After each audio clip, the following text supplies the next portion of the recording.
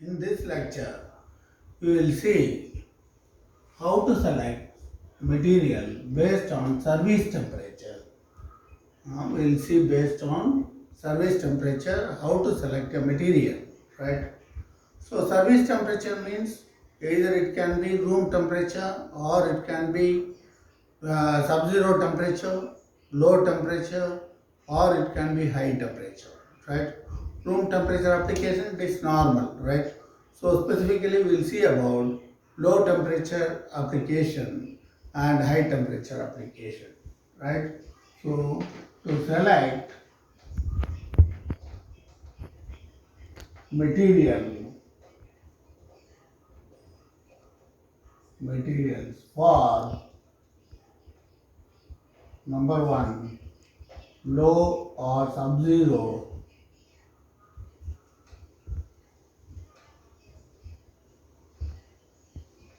temperatures, sub-zero service temperature, and two, high temperature. Right? For these two cases, today we will see how to select materials. First, let us take case 1, right? Now we will see the selection of material for low temperature application, right? For this, we will first see one property called ductile to brittle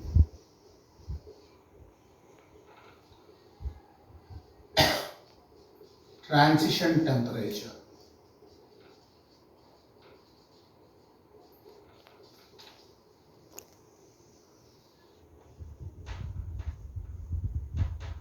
Ductile to brittle transition temperature, right? Here,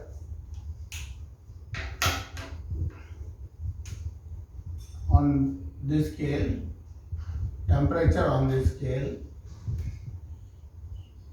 and strength on this scale, right? Especially tensile strength.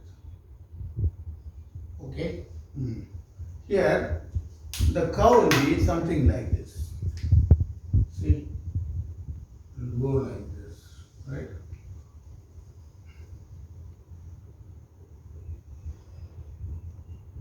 This range is called transition temperature, dBT, right? This range is dBT. This is called as ductile to brittle transition temperature. Ductile to brittle transition temperature is called as dBT, right? Here, any material, right, has got a ductile to brittle transition temperature. Above a particular temperature, the strength will be very high, and below a particular temperature, the strength will be suddenly it will drop to a very low value, right? Such sort of drop in strength at a small range of temperature is known as ductile to brittle temperature. So when a material for low temperature application is being selected, we should see that the material having the dBT, ductile to brittle temperature, much lower than the actual service temperature has to be selected, right? For this, the best example is, say, if you take Canada, right? In Canada, people, stainless steel structures are being used, right?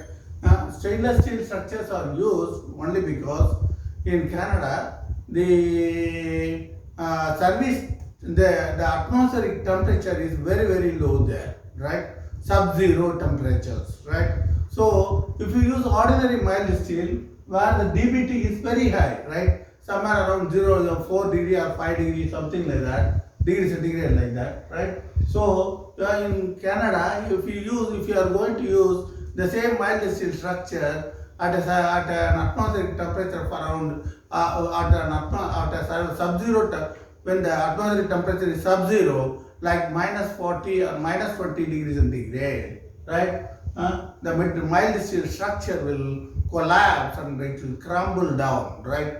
It will break into pieces, right?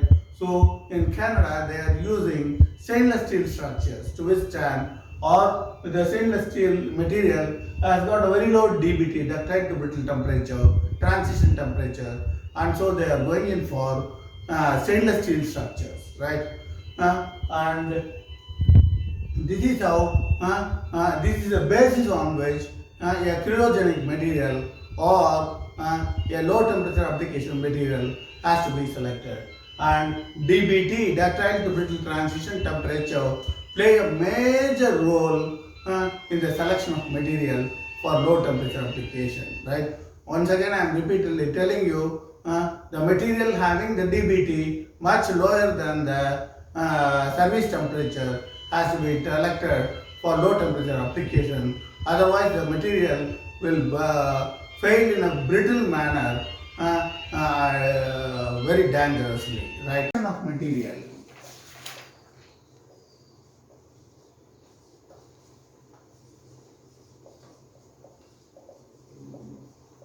For high service temperature.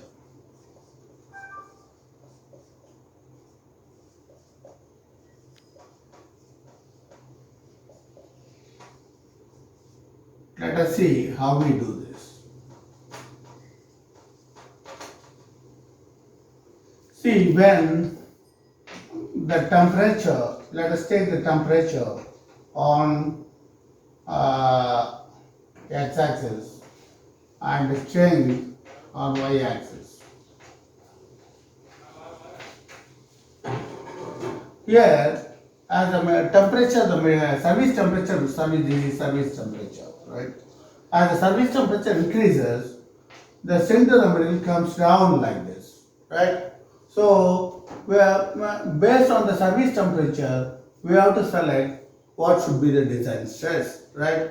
Because the strength comes down drastically as the service temperature goes on increasing, right? So, based on the service temperature, we have to, the strength will be decreasing. When the temperature increases, the strength will decrease, and so we should select the design stress safely based on the strength at that particular service temperature, right?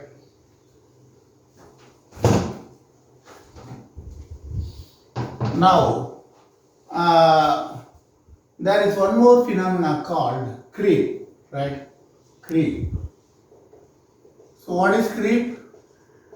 Creep is time dependent elongation. Time dependent elongation. Elongation. See, we will see what is time dependent elongation. Let us assume a column is suspended from rooftop, right? And a heavy mass is placed like this, right? And the atmospheric temperature and the whole column, everything is kept at a high temperature, right? The atmosphere, the whole column, whole thing, system is kept at high temperature, let us assume, right?